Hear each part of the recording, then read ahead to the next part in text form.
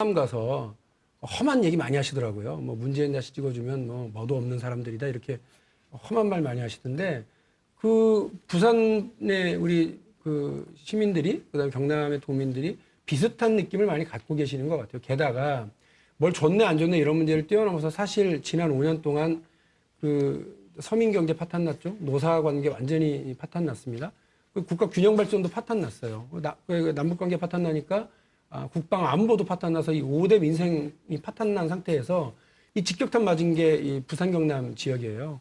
따라서 부산 경남 지역에 예를 들면 노사 관계에서 노동자들만 이렇게 힘들고 어려운 게 아니라 지역 대부분이 지역 경제가 이제 어려워졌기 때문에 이거에 대한 반발로 현 정권을 바꿔보자라고 하는 민심이 있는 거거든요. 네. 이 부분을 그냥 단순히 공항이 필요하세요? 공항 하나 놔드릴까? 이렇게 해서 할 문제가 아니라 실제 이 민생 서민 경제 전체를 이제 거의 붕괴 직전까지 몰고 온 이 정권에 대한 책임을 누구한테 물을 거예요. 그게 왜 문재인 후보 탓이죠? 그게 왜 참여정부 탓인 것처럼 얘기하죠? 그 부분에 대한 심판을 정면으로 받지 않으시고 계속 이런 식으로 피해가려고 하면 저는 뭐 35%가 뭐가 의미가 있고 40%가 무슨 의미가 있겠습니까? 몇 퍼센트입니까? 그래서 민주당? 저희는 지난 총선 때 야권이 얻은 표 40% 40% 정도를 10%포인트 갭이네요. 지난 총선 때 부산에서 민주당이 몇 프로 득표? 40%가 안 되죠. 제가 정확히 기억 못하는데 30% 정도. 30%죠. 예. 저는 제가 고향이 부산이니까 네. 대충 취재를 해보니까 동부산, 서부산이 좀 확연히 나눠지는 것 같습니다. 예를 들어 해운대, 수영 이쪽은 아무래도 새누리당이 좀 우세한 것 같고 북구, 사상, 문재인 의원 계시는 그쪽이 지금 민주당이 좀 약진한 것 같은데 주의 깊게 봐야 될 대목이 부산 민심이 안 좋은 것은 사실입니다. 사실인데 지방선거 때 김정길 후보가 한 45% 정도 득표를 해서 깜짝 놀랐는데 문재인 후보가 낙동강 전투를 지휘하면서 부산 지역에 공천을 했고 민주당이 얻은 득표율이 훨씬 못 미쳤거든요. 그래서 뭐 반복된 얘기입니다만 부산 지역 득표율에서 가장 큰 변수는 35%를 뚫어내느냐 못 뚫어내냐는 역시 또 문재인 후보의 어떤 존재감이다라고 저는 봅니다. 네. 그러니까 지난번 총선에서 낙동강 전투는 패배했다라고 보는 것이 부산 시민들의 일반적 시각이거든요. 그리고 그때 아쉬웠던 청년들이 왜 중심에서 싸우지 외곽에서 싸웠냐 이런 문제 제기도 있었습니다. 그런데 어쨌든 문재인 후보, 그러니까 대통령 후보는 문재인이기 때문에 저는 굉장히 유리하다라고 봤었는데 생각보다 문재인 후보의 존재감이 부산에서 그렇게 크지 않다라고 봤을 때 35%를 뚫어내냐 못 뚫어내는 문제는 결국 후보의 문제다라고 그러니까 박 소장님은 어떻게 보세요? 지금 30% 여기 40% 10% 갭이 있습니다. 30%는 넘을 것 같고 35%를 뚫느냐 못 뚫느냐 문제. 35% 네. 중간으로 가셨나요? 네. 제가 앞쪽에. 보충 저도 잠깐 여기도 부산이시니까. 우리 소장님 말씀하신 전에 짧게 네, 짧게 우리 이제 박 소장님 말씀대로 그 이제 지금 구도는 잡혀 있거든요. 1대1 대결 구도가 됐지 않습니까? 그러니까 이제 선거의 큰 변수는 사실은 후보의 매력과 경쟁력입니다. 그러니까 부산에서도 뭐 우리 이제 민심도 뭐 이제 뭐 다 좋은 민심이 있고 나쁜 민심이 있겠지만 결국은 어떤 후보가 진짜 일을 잘할 건가, 어떤 후보가 이 지역을 제대로 책임질 수 있을 건가, 어떤 후보가 미래를 잘 열어 나갈 건가, 이거가 아마 제일 중요하다고 생각해요. 그러니까 아마 그것들은 저희들은 그동안에 박근혜 후보가 쭉 일관되게 해온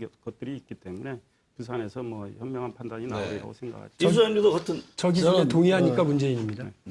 누가 더 일을 잘할 거냐고. 부산이 어떤 고향이 그쪽- 아닙니다만 부산에서 초중고등학교를 나왔으니까 그러니까. 뭐 그쪽 민심을 좀 알 거 아닙니까? 많은 척을 해도 될 것 같은데 지난 총선에 좀 견줘보면 될 것 같아요. 지난 총선에 지금 말씀하신 대로 문재인 후보가 실패한 전략을 구사했는데도 40%가 나왔단 말이죠.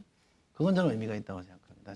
그 당시 민주당이 지금의 민주당보다 나았냐? 그러면 더 못한 아마 대접을 받았을 거고 평가를 받았을 거예요. 지금은 그래도 뭔가 바뀌려고 애를 썼는데 그때는 제가 볼 때는 거의 저점에 있었기 때문에 그런 정도 가지고도 야권연대가 40%를 득표했다는 점을 주목해야 되고요.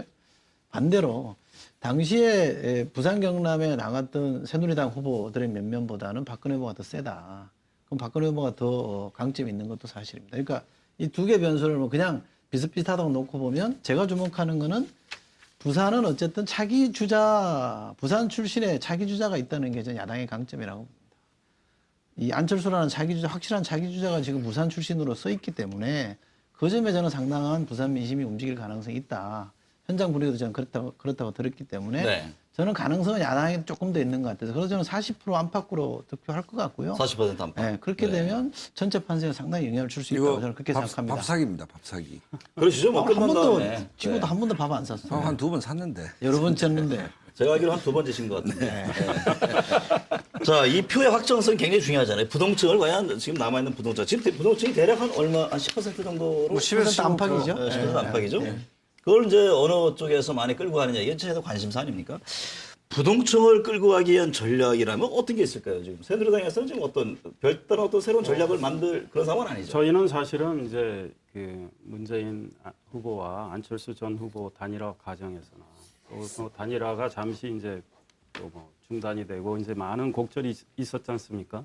그리고 또 이제 안철수 전 후보가 자진 퇴장을 하고 그 이후에 이제 또 며칠 있다가 이제 문재인 후보 지지를 하셨고 한데 그때나 저희는 똑같습니다. 그 박근혜 후보는 본인이 이념 대통령이 아니고 네. 민생 대통령 하시겠다고 그랬고 그 계속 뭐 유세를 하면서 그 지역에 이제 합당한 공약을 제시하면서 어찌됐든 민생 하나 제대로 살려보겠다. 본인이 뭐 그 지방선거 앞두고 2006년에 테러를 당하고 나서 이제 덤으로 얻은 인생인데 국민께 보답을 하겠다.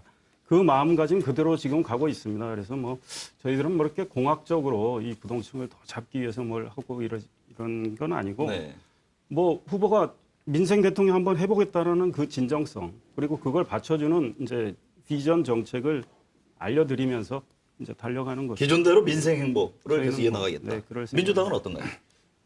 오늘 TV 토론에서 많은 걸 국민 여러분들께서 아시게 될 거고 아직 결정 못한 부동층들에게도 큰 영향을 미칠 거라고 봅니다. 오늘이 경제민주화 보편복지와 관련된 것이 가장 핵심이고요. 경제 또 뭐 어려운 경제를 다시 살리는 대책이 뭐냐 이런 걸 주로 논의하는 자리인데 네. 김종인 위원장이 다시 복귀하셨어요. 한 달 만에. 근데 전 이분이 한 달 만에 복귀했는데 세게 얘기를 해주실 줄 알았습니다. 그런데 박근혜 후보가 경제민주화에 대해서 그래도 진정성 있는 사람이다라고 얘기를 했는데 그 앞에 뭐가 붙었느냐면 새누리당 안에서는 이었습니다. 지금 나와 있는 대통령 후보 중에 혹은 정치인들 중에 이렇게 얘기를 안 하셨어요. 이게 무슨 말이냐면 그분이 여전히 그 한겨레 신문과의 인터뷰에서 박근혜 저 경제민주화 모른다. 그리고 여전히 재벌과 대기업의 로비의 대상이다. 이렇게 얘기하신 것이 여전히 진실이라고 생각합니다. 잠깐 잠시만요. 한겨레 신문에서 그래서 그렇게 얘기한 적은 없죠. 뭐 다시 읽어보시면 되고요. 그리고 그 관련해서 박근혜 후보가 또 이 경제민주화법만 관련해서 그런 게 아니라 재벌 검찰 개혁과 관련해서 내내 그 정치 검찰들이 판을 치고 국민들 앞에서 어깨에 힘주고 왔다 갔다 할 때에는 아무 소리 안 하시다가 최근에 뭐 이상한 사건 두어 번 벌어지고 나니까 갑자기 중수부 폐지 찬성하고 돌아서셨어요.